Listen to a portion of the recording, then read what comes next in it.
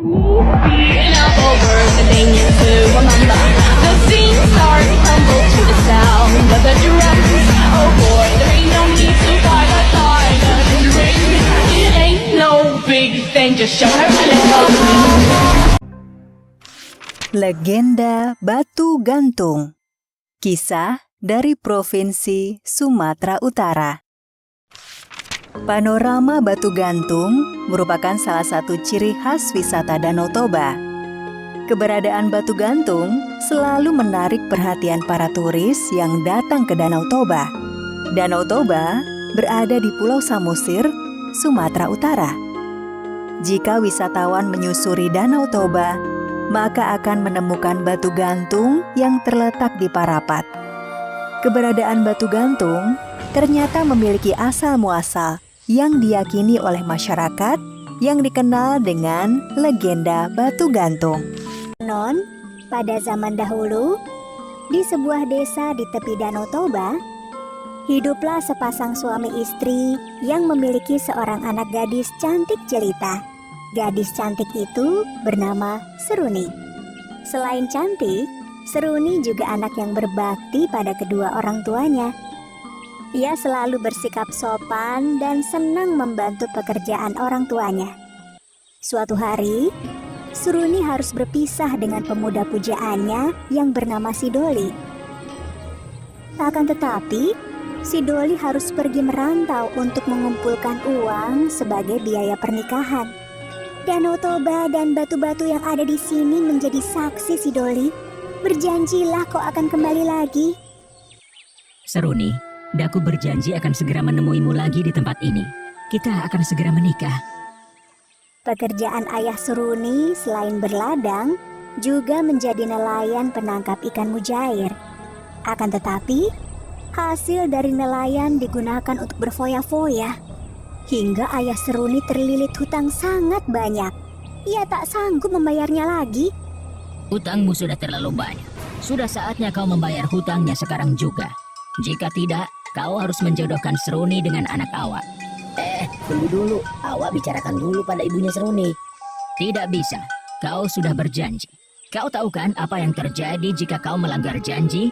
Ayah Seruni bingung, namun tidak punya pilihan lain. Ia harus menjodohkan Seruni dengan anak temannya. Hingga suatu hari, Seruni mendengar ayahnya sedang berbicara pada ibunya perihal perjodohan dirinya. Seruni menangis mendengarnya. Ia teringat janjinya pada Sidoli. Bagaimana jika Seruni tidak setuju dijodohkan? Seruni harus mau dijodohkan, Bu. Jika tidak, kita dalam bahaya besar. Esok harinya, Seruni pergi ke ladang seperti biasa. Kali ini, ia pergi sendirian ke ladang karena kedua orang tuanya ada keperluan di desa tetangga. Hanya si Toki, anjingnya, yang selalu setia menemaninya. Di ladang, Seruni hanya terdiam. Ia tidak rajin seperti biasanya. Wajahnya muram. Sesekali, si Toki menggonggong untuk menarik perhatian Seruni.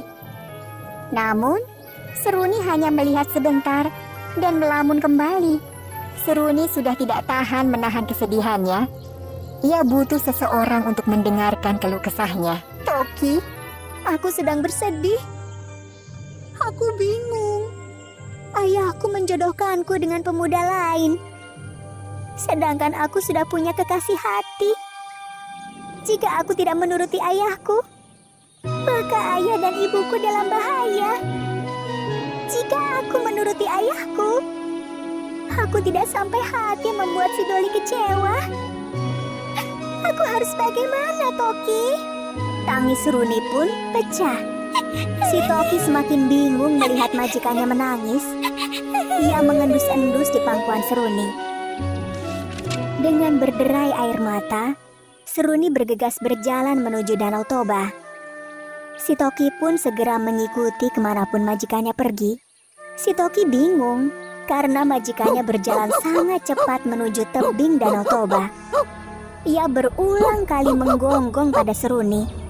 Ketika sampai di tebing tepi Danau Toba, tiba-tiba Seruni yang sedang menangis terperosok ke dalam lubang batu yang sangat besar hingga masuk ke dalamnya. Lubang yang sangat gelap membuat Seruni ketakutan dan berteriak meminta tolong pada si Toki anjing kesayangannya. Tolong Toki! Tolong! Toki,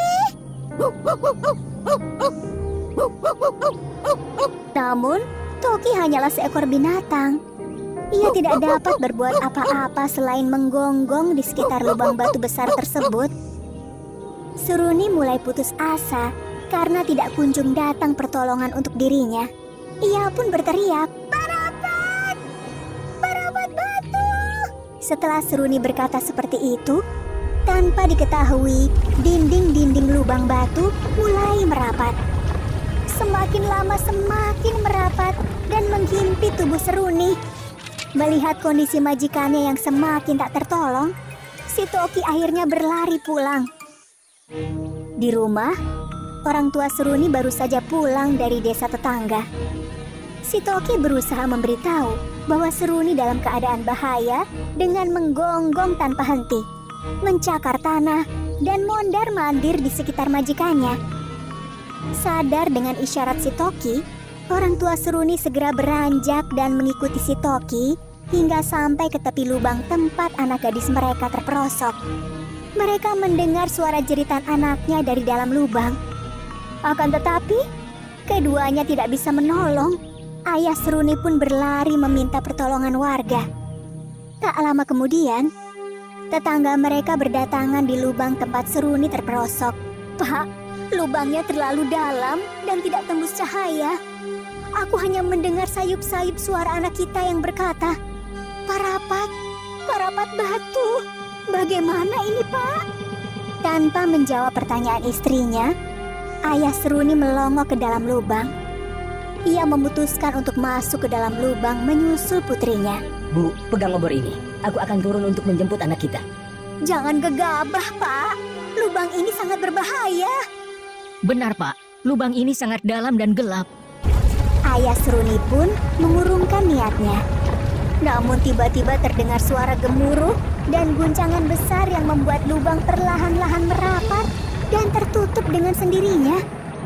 Seruni yang berada di dalam lubang akhirnya terhimpit dan tidak dapat diselamatkan.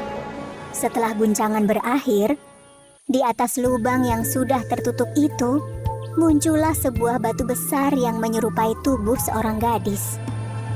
Batu itu menggantung di dinding tebing tepi Danau Toba. Masyarakat mempercayai batu itu adalah batu penjelmaan dari Seruni. Masyarakat memberi nama Batu Gantung. Ucapan Seruni yang terakhir didengar warga berupa "Parapat, Parapat" dijadikan nama daerah tempat beradanya batu gantung, yakni nama Parapat. Kini, Parapat telah menjelma menjadi salah satu kota tujuan wisata di Provinsi Sumatera Utara.